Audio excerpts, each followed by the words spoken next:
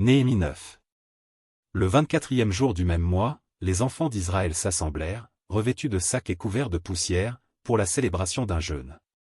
Ceux qui étaient de la race d'Israël, s'étant séparés de tous les étrangers, se présentèrent et confessèrent leurs péchés et les iniquités de leurs pères. Lorsqu'ils furent placés, on lut dans le livre de la loi de l'Éternel, leur Dieu, pendant un quart de la journée, et pendant un autre quart ils confessèrent leurs péchés et se prosternèrent devant l'Éternel, leur Dieu.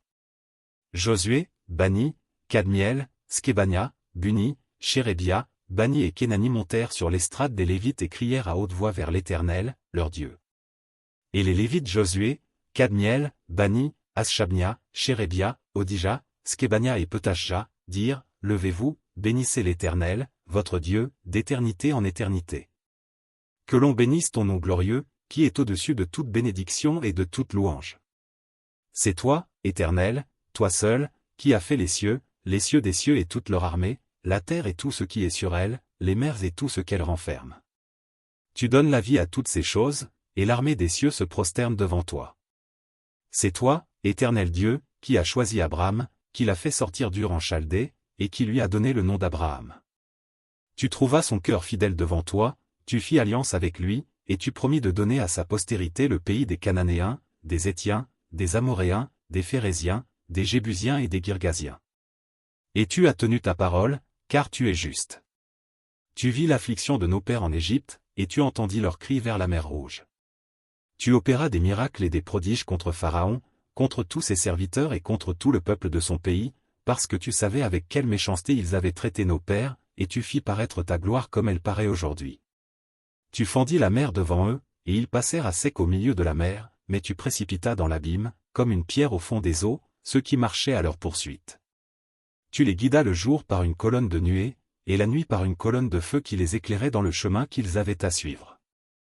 Tu descendis sur la montagne de Sinaï, tu leur parlas du haut des cieux, et tu leur donnas des ordonnances justes, des lois de vérité, des préceptes et des commandements excellents.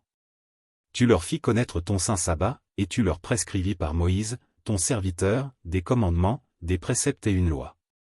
Tu leur donnas, du haut des cieux, du pain quand ils avaient faim, et tu fis sortir de l'eau du rocher quand ils avaient soif. Et tu leur dis d'entrer en possession du pays que tu avais juré de leur donner. Mais nos pères se livrèrent à l'orgueil et raidirent leur cou. Ils n'écoutèrent point tes commandements, ils refusèrent d'obéir, et ils mirent en oubli les merveilles que tu avais faites en leur faveur. Ils raidirent leur cou, et, dans leur rébellion, ils se donnèrent un chef pour retourner à leur servitude.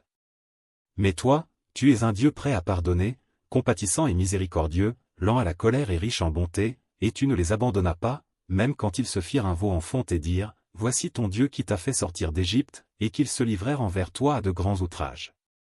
Dans ton immense miséricorde, tu ne les abandonnas pas au désert, et la colonne de nuée ne cessa point de les guider le jour dans leur chemin, ni la colonne de feu de les éclairer la nuit dans le chemin qu'ils avaient à suivre. Tu leur donnas ton bon esprit pour les rendre sages, tu ne refusas point ta manne à leur bouche, et tu leur fournis de l'eau pour leur soif. Pendant 40 ans, tu pourvus à leur entretien dans le désert, et ils ne manquèrent de rien, leurs vêtements ne s'usèrent point, et leurs pieds ne s'enflèrent point. Tu leur livras des royaumes et des peuples, dont tu partageas entre eux les contrées, et ils possédèrent le pays de Sion, roi de Hesbon, et le pays d'Ogé, roi de Basan. Tu multiplias leurs fils comme les étoiles des cieux, et tu les fis entrer dans le pays dont tu avais dit à leur père qu'ils prendraient possession. Et leurs fils entrèrent et prirent possession du pays, tu humilias devant eux les habitants du pays, les Cananéens, et tu les livras entre leurs mains, avec leurs rois et les peuples du pays, pour qu'ils les traitassent à leur gré.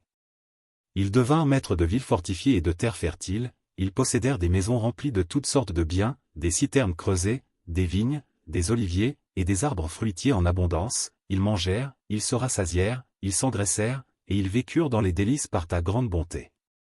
Néanmoins, ils se soulevèrent et se révoltèrent contre toi. Ils jetèrent ta loi derrière leur dos, ils tuèrent tes prophètes qui les conjuraient de revenir à toi, et ils se livrèrent envers toi à de grands outrages. Alors tu les abandonnas entre les mains de leurs ennemis, qui les opprimèrent.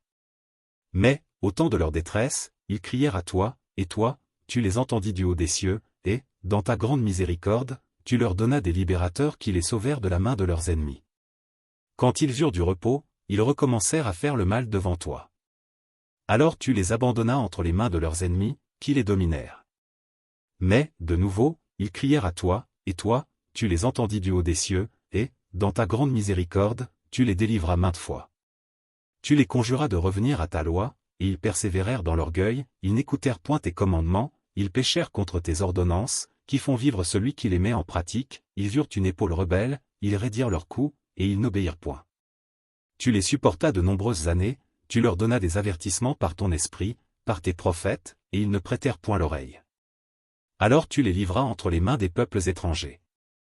Mais, dans ta grande miséricorde, tu ne les anéantis pas, et tu ne les abandonnas pas, car tu es un Dieu compatissant et miséricordieux. Et maintenant, ô notre Dieu, Dieu grand, puissant et redoutable, toi qui gardes ton alliance et qui exerces la miséricorde, ne regarde pas comme peu de choses toutes les souffrances que nous avons éprouvées, nous, nos rois, nos chefs, nos sacrificateurs, nos prophètes, nos pères et tout ton peuple, depuis le temps des rois d'Assyrie jusqu'à ce jour. Tu as été juste dans tout ce qui nous est arrivé, car tu t'es montré fidèle, et nous avons fait le mal. Nos rois, nos chefs, nos sacrificateurs et nos pères n'ont point observé ta loi, et ils n'ont été attentifs ni à tes commandements ni aux avertissements que tu leur adressais. Pendant qu'ils étaient les maîtres, au milieu des bienfaits nombreux que tu leur accordais, dans le pays vaste et fertile que tu leur avais livré, ils ne t'ont point servi et ils ne se sont point détournés de leurs œuvres mauvaises. Et aujourd'hui, nous voici esclaves. Nous voici esclaves sur la terre que tu as donnée à nos pères, pour qu'ils jouissent de ses fruits et de ses biens.